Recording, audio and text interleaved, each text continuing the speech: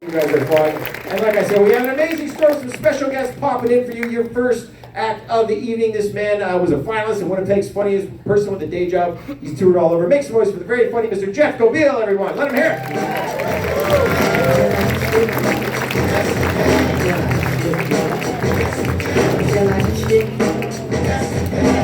What's up, Rumors? How we feeling? Hell yeah, one time for Jordan there. I'm used to it.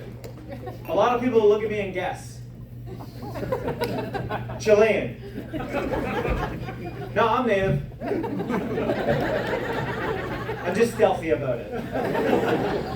My father, he was from a Métis community down south called South Junction, Manitoba. Some people be like, then he's a pretend Indian. No. Pretend Indian, this guy. No. My mom is from a reserve called Poplar River First Nation. It's a flying up north. Actually, make some noise for Poplar. Thank you so much. Your applause will be tonight's land acknowledgement. We can skip it. Thank you so much. Dude, I say it as a native. I'm so over land acknowledgements. My Christ. I was at the University of Manitoba. I just graduated, and we had an interesting thing. Thank you. This past summer. We had a professor, he was in from Africa. It was his first time teaching in Canada, first time teaching in Winnipeg, and he was reviewing the syllabus, and he's like, what's a land acknowledgement? And we're like, oh, you just acknowledge the treaties. He's like, well, what's the treaties? We're like, oh, we shouldn't get into it. It's a whole thing. Don't worry. And he's like, okay, well, it says I have to.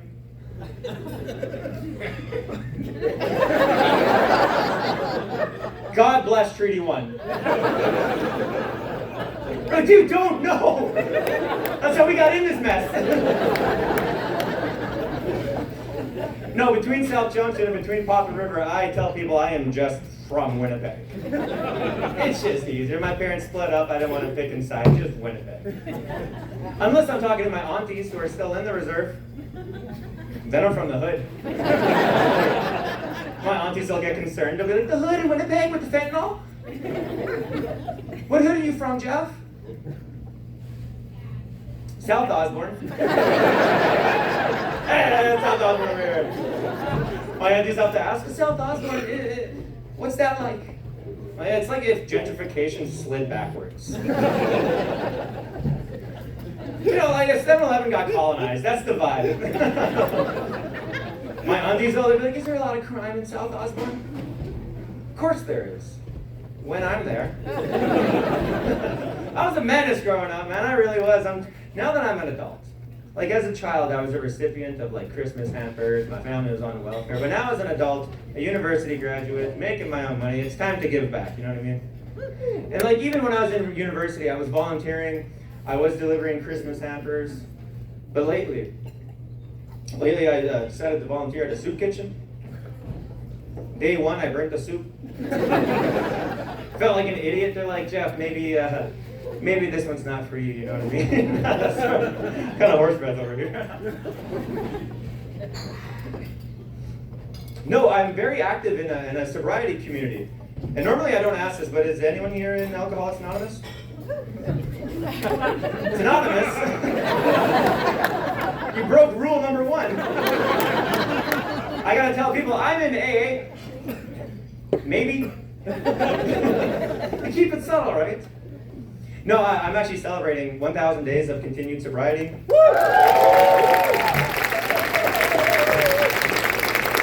Thank you so much. With the help of the community, really. I was actually at a meeting just this past week and I was all excited.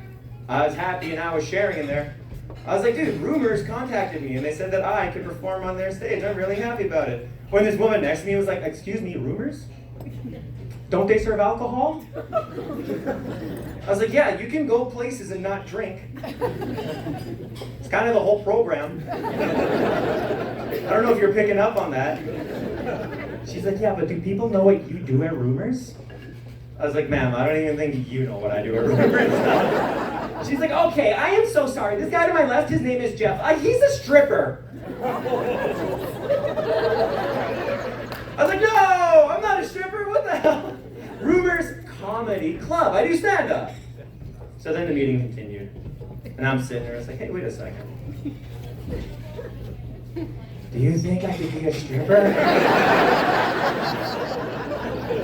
She was like, I am so sorry. I was like, don't be sorry, I'll be your stripper.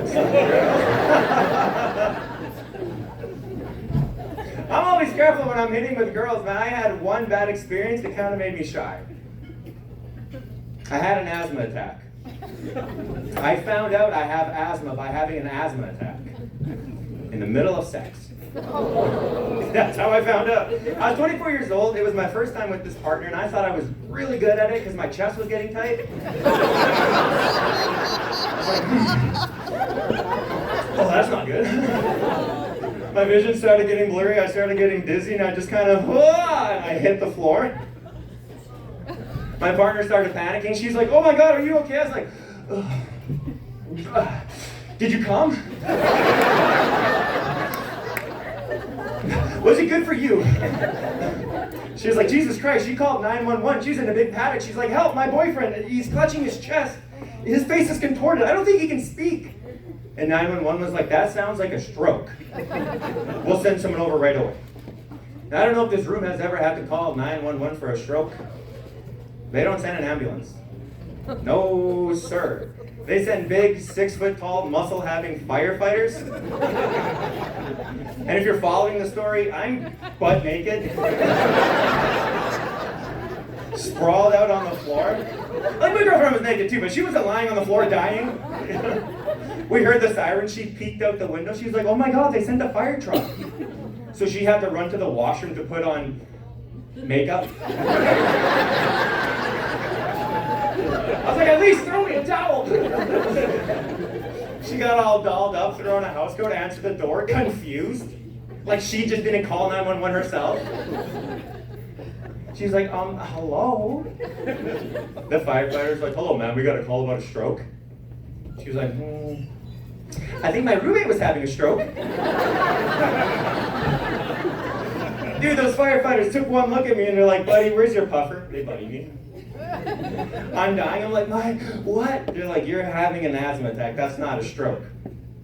So all 4 of those firefighters, they actually had to get down and lift up my now ex-girlfriend. Dude, they carried her into the sunset. I am still haunted by the sounds of her getting pounded. I'm strong, bring me down. I don't like thinking about it. My heart still breaks a little bit when I tell that story.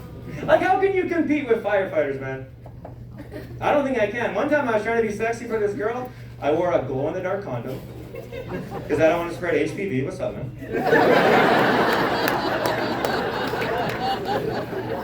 I thought I was being clever. I'm like, look, it's a lightsaber. She was like, more like a light dagger. Come on. I was like, dude, anyone could have came up with that. That's not a good insult. She got down to one leg and she was like, it's Obi-Wan-inch only. I liked it. I thought it was clever. Thank you guys, I've been Jeff. Let's get Jordan back up here.